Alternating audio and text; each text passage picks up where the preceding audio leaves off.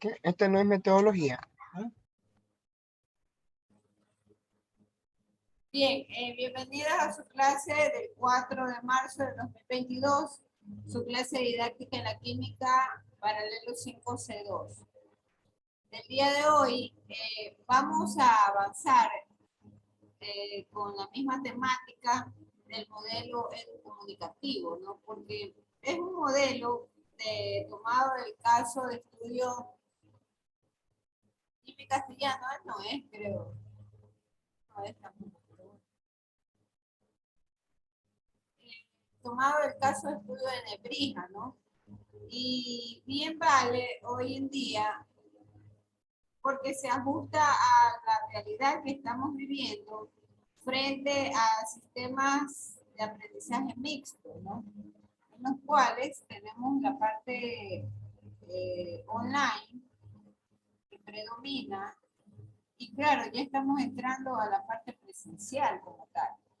El señor Jimmy Castellano, por favor, usted no es de esta clase. Tenga la gentileza de identificarse o retirarse, ¿no? Buenas noches, soy Karen, lo que pasa es que no puedo cambiar el nombre, Ah, pero soy Castellano Barzola Karen.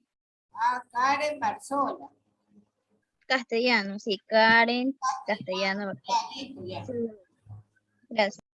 Bien, entonces vamos a seguir revisando el mismo documento de Nebrija, del caso de estudio Nebrija, y vamos viendo las características, vamos completando estas características del modelo. Hoy vamos a tener una clase híbrida, ¿no? Porque también me gustaría entrar a lo que corresponde a las moles, no sé si haya tiempo. Ya vamos a cambiar un poco para poder emparejar con el otro curso.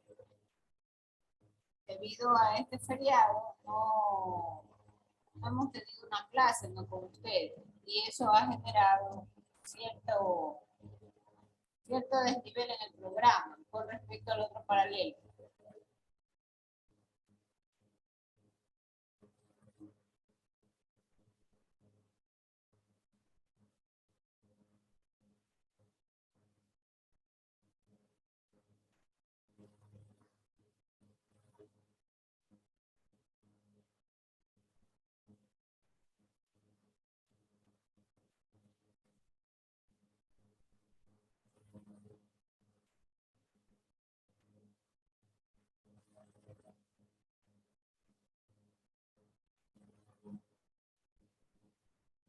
Confirme que ven la pantalla, por favor.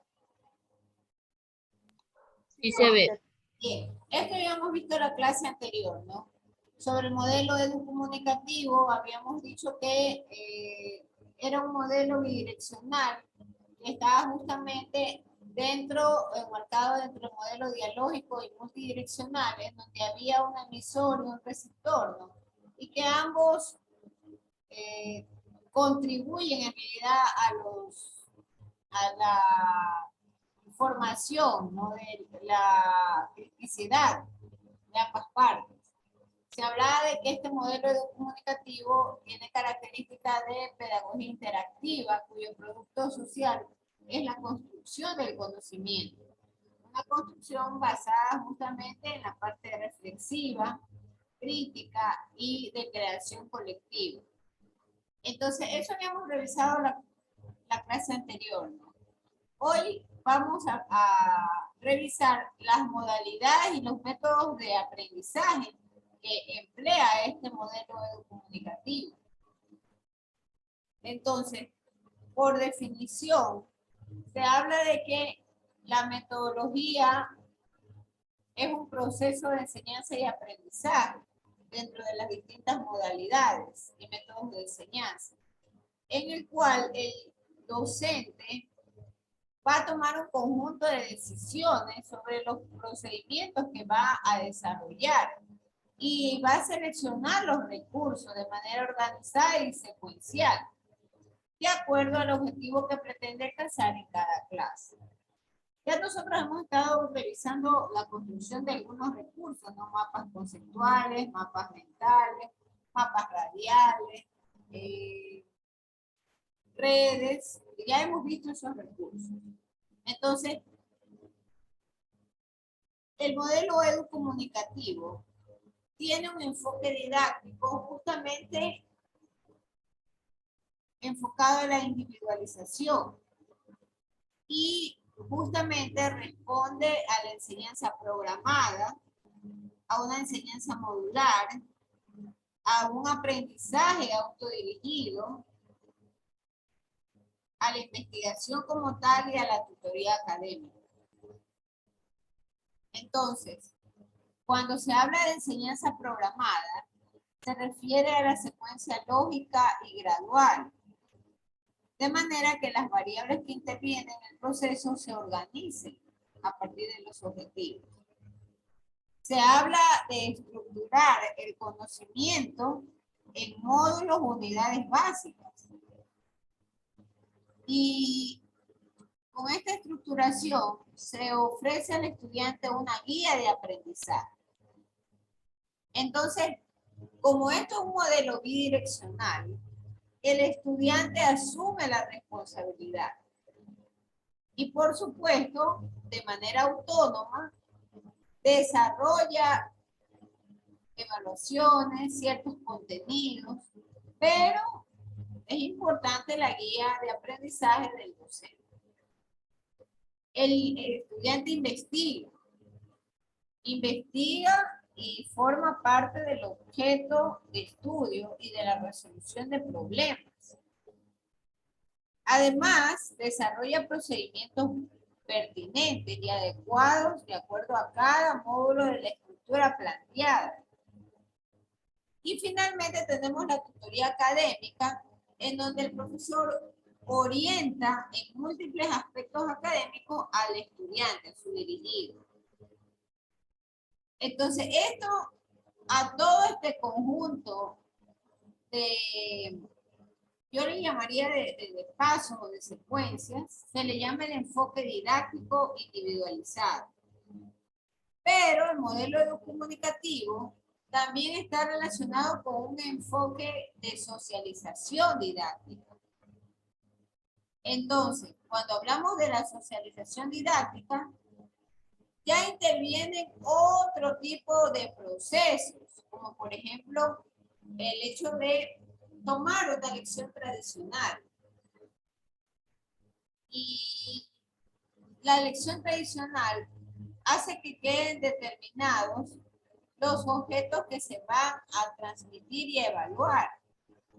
Y por supuesto, se vincula a través de los lenguajes orales o también se pueden establecer estas lecciones tradicionales o logocéntricas en el ritmo en que los estudiantes van desarrollando las unidades o los módulos planteados. Esta socialización del conocimiento también se puede desarrollar en base a un caso. Y estos casos tienen que ver con situaciones reales o hipotéticas orientadas al contenido de las unidades.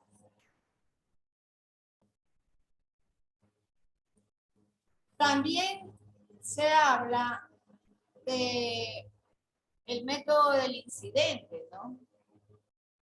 Perdón un momentito. Y en el método del incidente,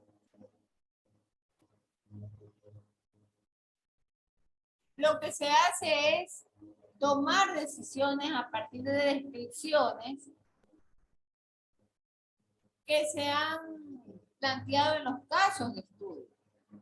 Ahora, aquí puede haber algo de, diría yo, de traslape con el aprendizaje basado en problemas, el ABP. Y el ABP es una metodología de trabajo que justamente se centra en la resolución de un problema. Y las personas empiezan a formar parte del criterio para la resolución de dicho problema. Entonces se arman subgrupos justamente para poder desarrollar los temas libremente. A eso último le llaman enseñanza por centro de interés. Otro mecanismo también de enfoque social didáctico es la estructura de seminarios. De seminarios dirigidos a grupos y con cierto nivel de formación común.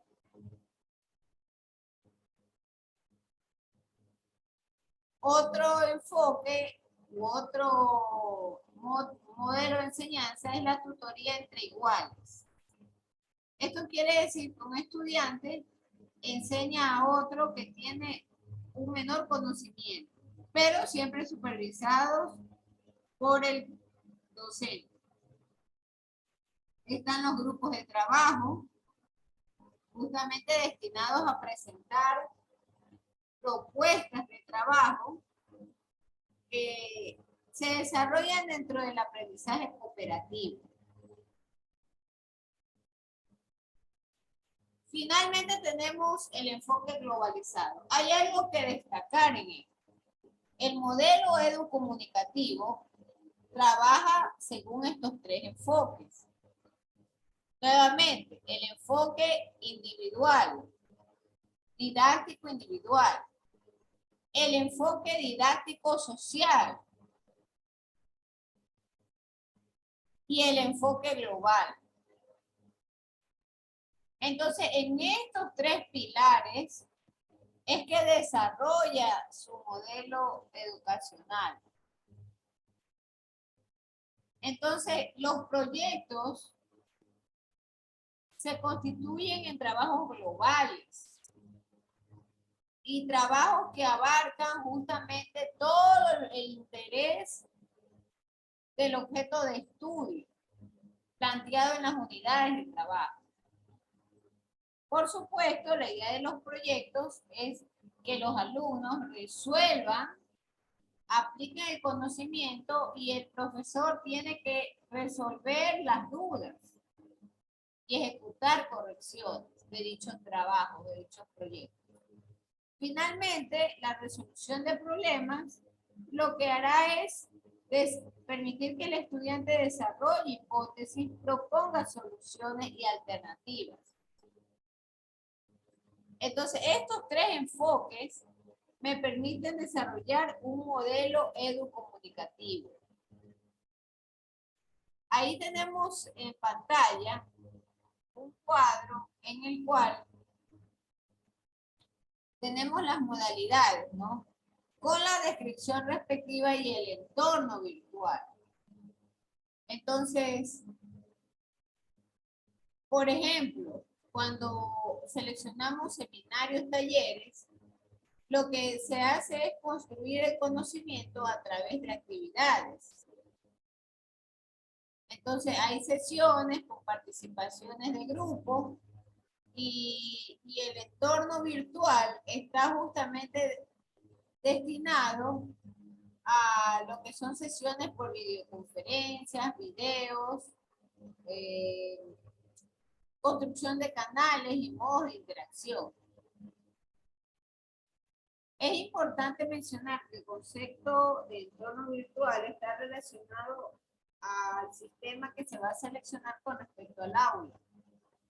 Por ejemplo, una práctica externa, a diferencia del seminario taller, la práctica externa forma al estudiante, pero le permite tener acceso en las entidades externas de la universidad. Y el entorno virtual es justamente el diseño de propuestas. Propuestas que se van a ejecutar de manera semipresencial. Es decir, va a consistir en trabajos autónomos y trabajos presenciales, ¿no? O sincrónicos, lo que hoy en día se conoce como sincrónicos y asincrónicos. Entonces, ese es mi modelo educomunicativo. ¿Alguna pregunta, por favor, con respecto a esta parte? ¿Alguna pregunta? Yo voy a hacer preguntas para asegurarme que estos conceptos estén bien anclados. Katia Paredes, ¿cuáles son los 3 enfoques que emplea el modelo educomunicativo? Enfoque didáctico individual, enfoque didáctico social y enfoque global. Correcto, gracias. Entonces, mencione dos acciones o 2 métodos, por ejemplo, del sistema global o del método global, dice Mariscal. Del enfoque global.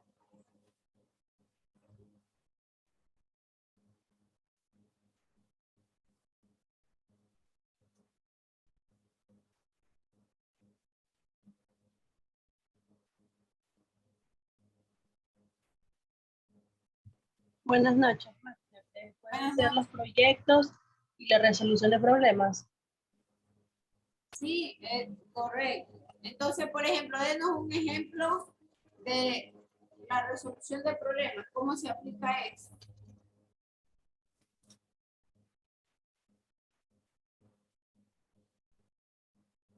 A ver, la resolución de problemas identifica la problemática, la solución problemática, y también desarrolla hipótesis para proponer una solución. Ya, y en el aula de clases, ¿eso cómo se aplica? ¿Mandé? En el aula de clases, ¿eso cómo se aplica?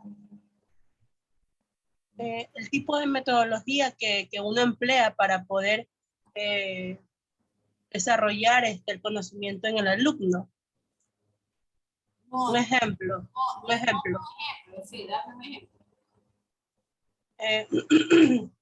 En un curso tenemos un compañero que es autista, entonces puede aplicar otro tipo de aprendizaje para esta persona y se emplearía otra metodología, otra disciplina para poder desarrollar la situación problemática. A ver, no hay que confundir.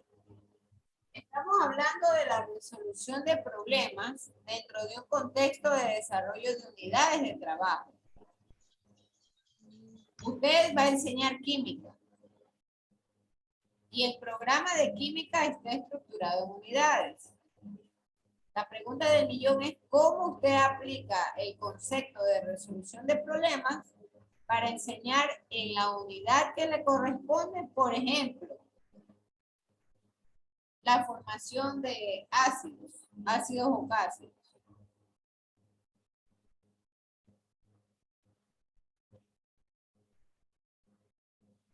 Hay que tener...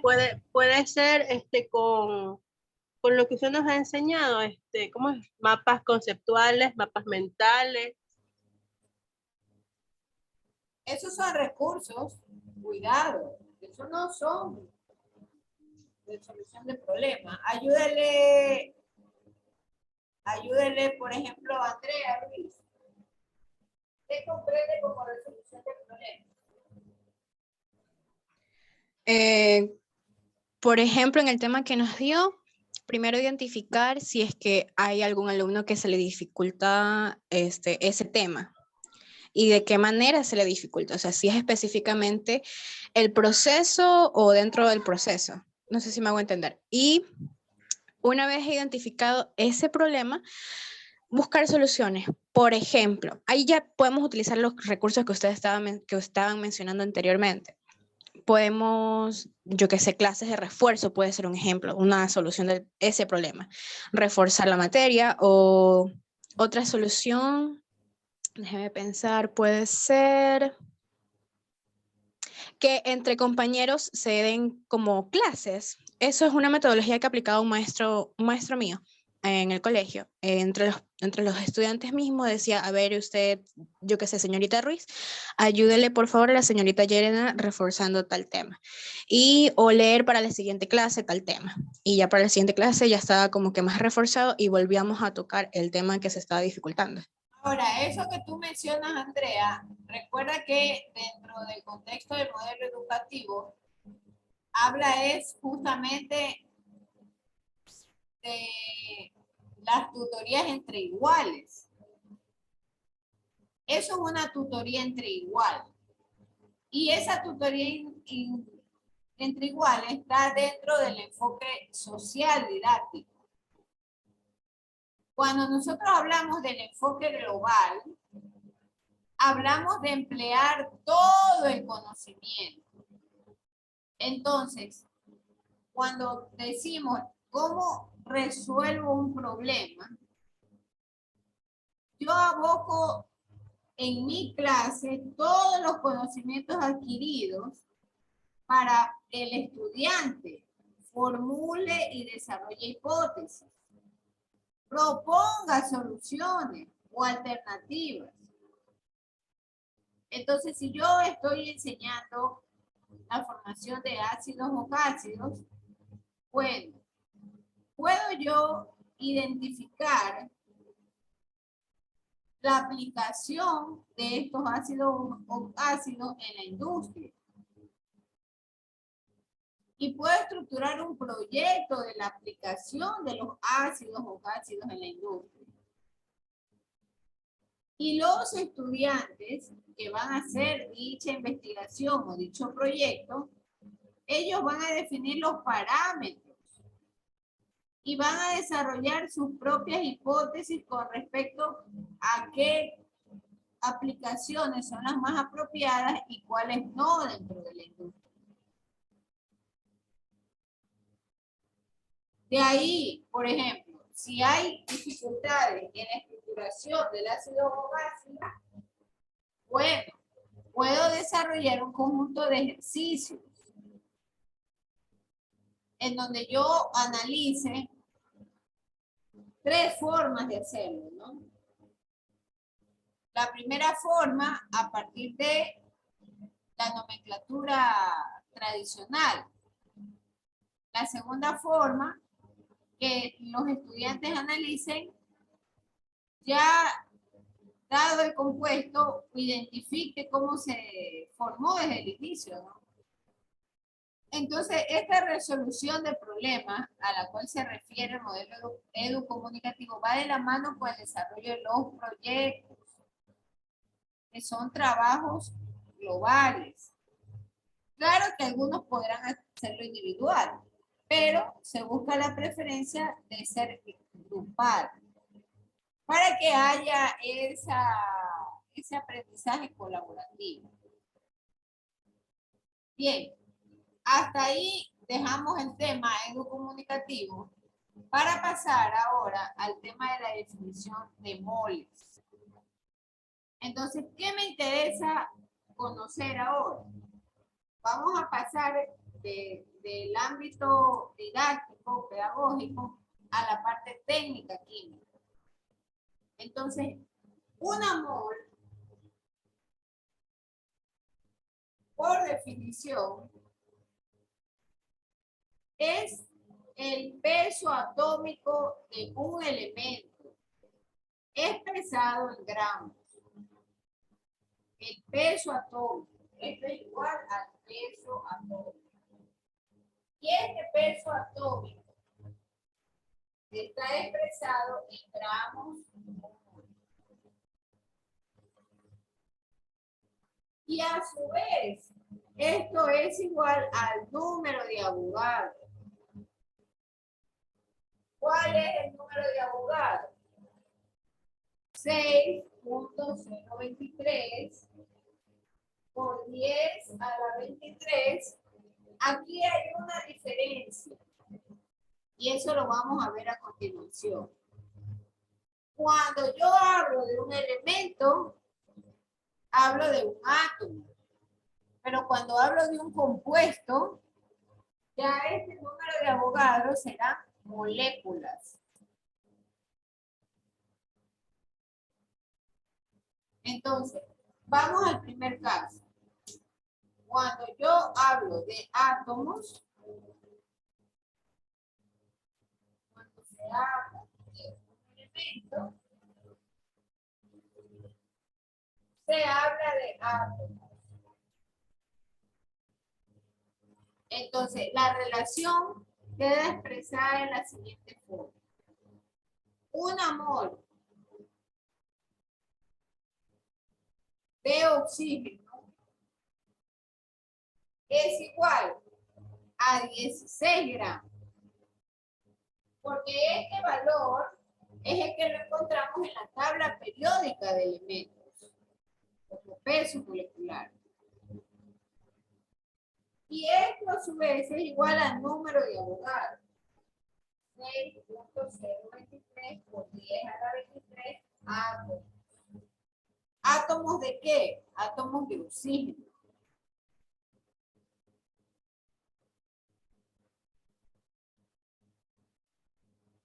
Una segunda situación es cuando se habla de moléculas.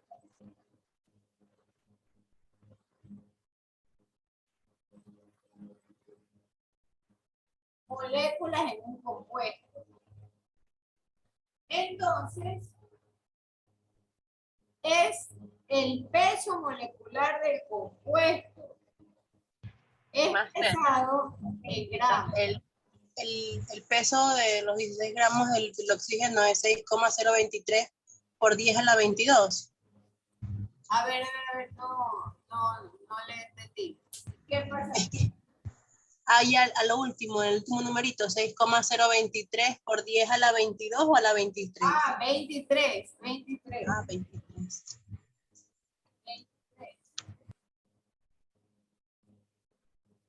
23 átomos de oxígeno. Ya, entonces, volviendo a esto, cuando se habla de moléculas, por ejemplo, yo tengo un ácido, el ácido sulfúrico, H2SO4. Este es el ácido sulfúrico. Entonces, yo primero tengo que hallar el peso molecular de este compuesto. Hidrógeno, yo sé que pesa 1 gramo. Por 2, que tiene la fórmula, es 2. El azufre pesa 32.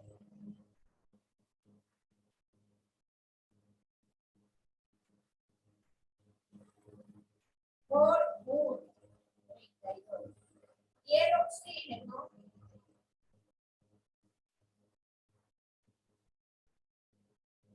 pesa 16. Por 4,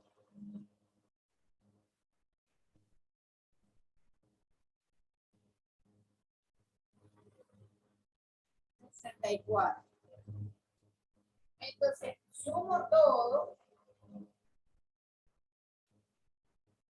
Y esto es el peso en gramos mol.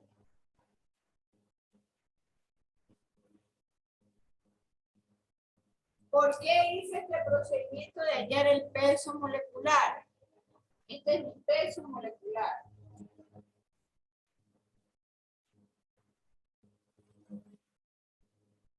El compuesto.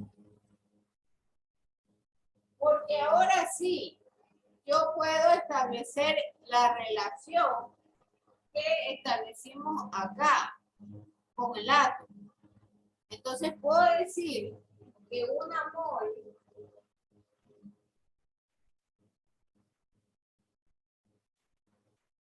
del compuesto H2SO4 es igual a 98 gramos mol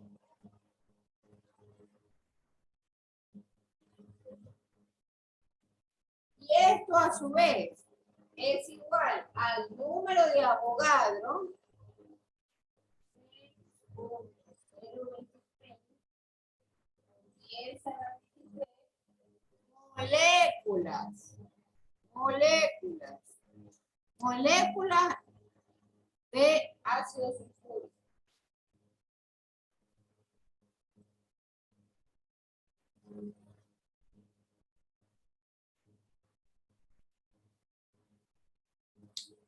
Por favor, voy a subrayar las diferencias. En el anterior ejemplo hablamos de un elemento. Si hablo de un elemento, entonces esto está expresado en átomos. Pero cuando hablo de un compuesto, ya el número de Avogadro se expresa en moléculas. Nótese la diferencia entre una y otra relación. Por favor, ¿me he explicado? ¿Alguna pregunta? ¿Alguna pregunta, por favor? No más. Máster, en todos los átomos y moléculas va a ser lo mismo, 6,023 por 10 a la 23. Sí. Siempre va a ser lo mismo. ¿Qué es eso, Lisette? Ese es el número de Avogadro. Correcto. Ese número es una constante. Nunca Ya. cambia. Lo que hay que manejar es el factor de conversión. ¿Cuándo son moléculas y cuándo son átomos? Porque en un problema le pueden preguntar, por ejemplo, si hay un determinado número de moles de un compuesto, le pueden preguntar cuántas moléculas hay. Entonces, para poder saber el número de moléculas, pues debo de acudir a esta relación.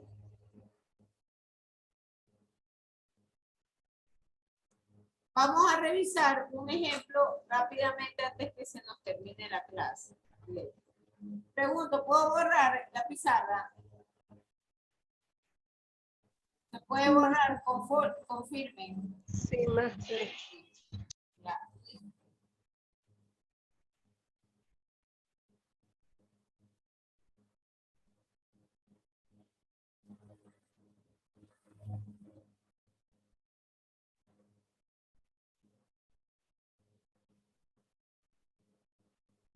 Entonces, me preguntan, por ejemplo,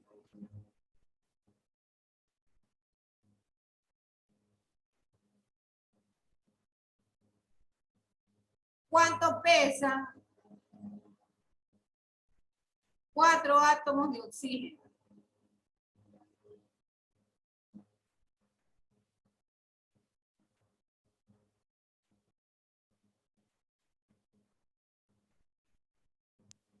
$64 gramos.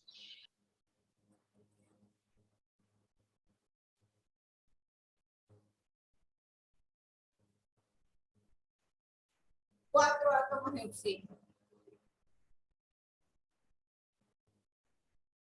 Entonces, aplico el factor de conversión. ¿Qué es lo que yo sé de primera mano? Que una mol de oxígeno es igual a ¿cuántos gramos? 16. A 16 gramos. Cuidado, no estoy diciendo el oxígeno respirable. Simplemente estoy diciendo átomos de oxígeno. Es diferente al O2. El O2 es el oxígeno respirable. Entonces, una mol de oxígeno es igual a 16 gramos. Y esto es igual a 6.023 por 10 a la 23 átomos de oxígeno. Esta relación ya la habíamos visto hace un momento. Y me están pidiendo que yo determine cuánto pesa, es decir, cuántos gramos hay. ¿Cuántos gramos? Entonces parto del dato del problema, que son los 4 átomos.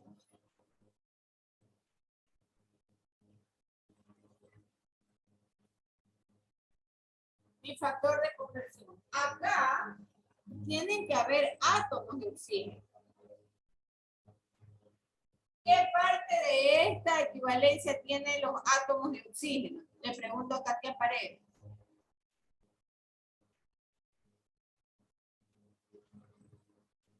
No le escuché a mí. Por favor, presten atención. Presten atención. 6,023 por 10 a la 23. Correcto, muchas gracias, Lice. Así es, en esta equivalencia, esta parte de la equivalencia tiene este valor de átomos de oxígeno. Entonces yo voy a colocar aquí.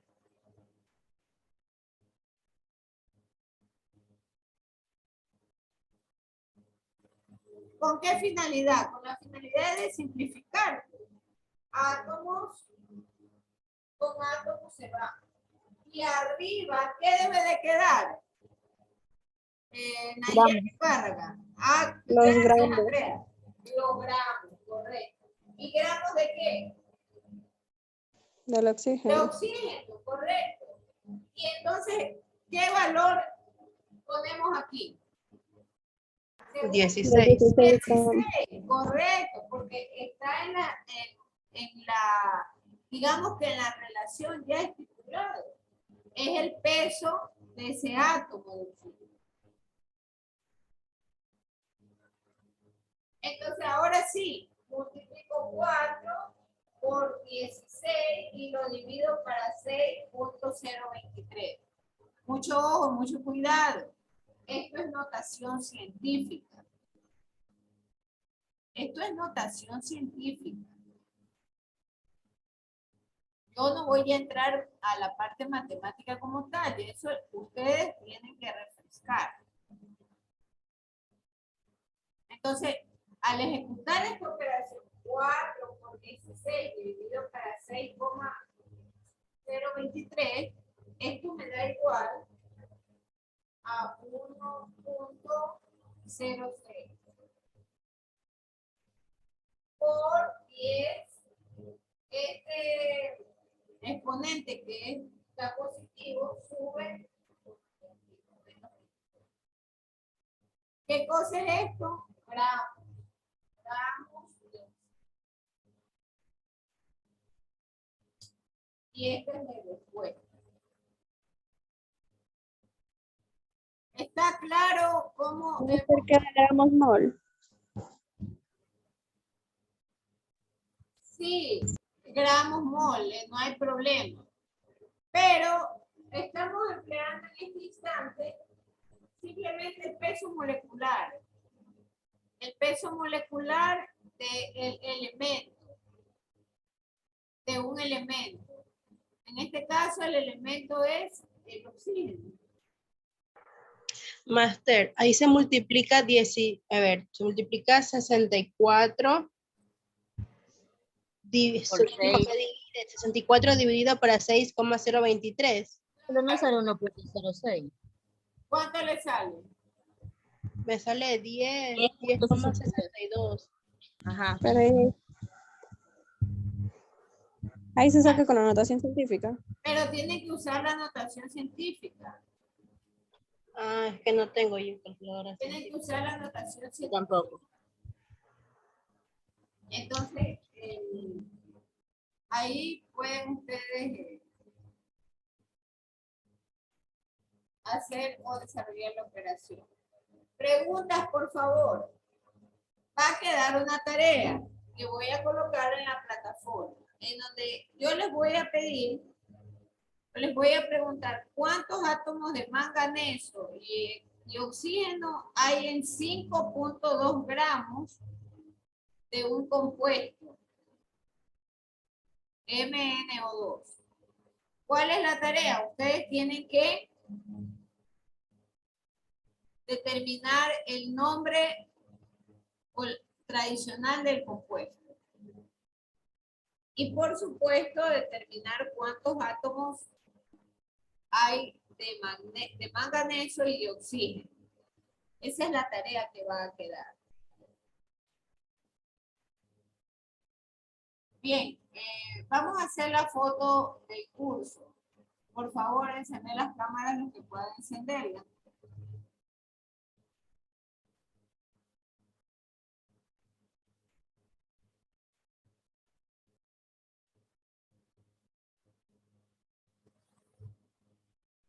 Ya en la conexión ha estado o estuvo Andrea Ruiz, Karen Castellano, Giselle Mariscal, Katia Paredes y Nayeli Parra.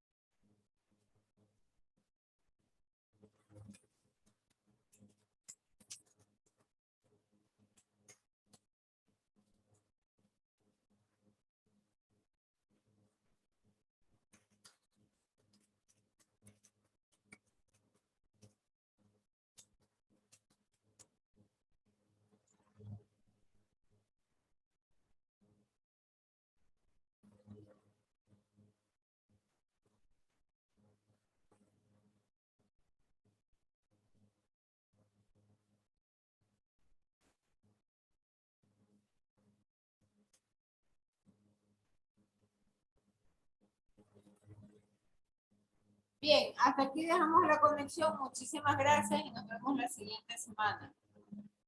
Gracias. Gracias, máster.